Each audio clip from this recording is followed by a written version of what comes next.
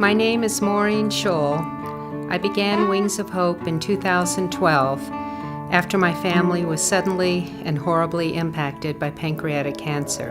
At that time, I could not tell you what was going on with the research.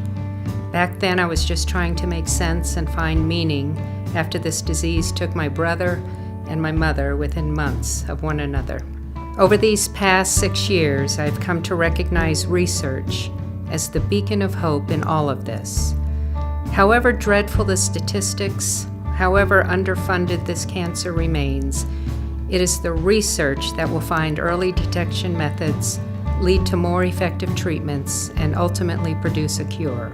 Every dollar raised, every donation received by Wings of Hope goes directly toward pancreatic cancer research at the University of Colorado Cancer Center. It is because of your generous support that this effort has surpassed all expectations with regard to funding pancreatic cancer research here at Anschutz Medical Campus. On behalf of every person and every family that has been so profoundly impacted by this disease, thank you for making this possible and for making a difference. Pancreatic cancer will probably be the number 2 killer in the United States by 2020. Frankly, I'm tired of going to clinic and having to talk to people from all over the Rocky Mountain region and really not have a better answer for them in terms of this terrible disease, which is so difficult to treat.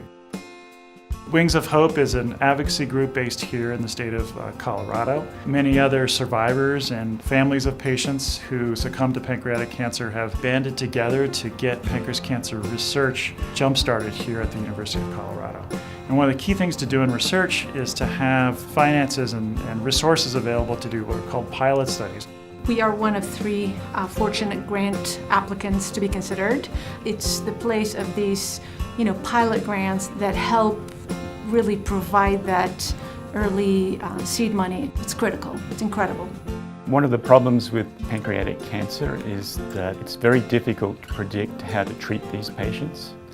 And so we think that using these tumor organoids will allow us to develop new screening strategies and information so that we can make more informed, predictive guesses about how to treat patients.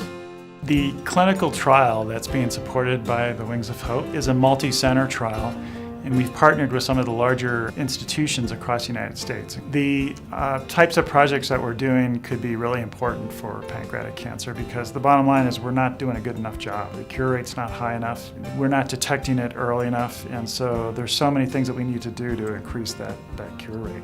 And Wings of Hope has played a huge role in really creating the environment for growth.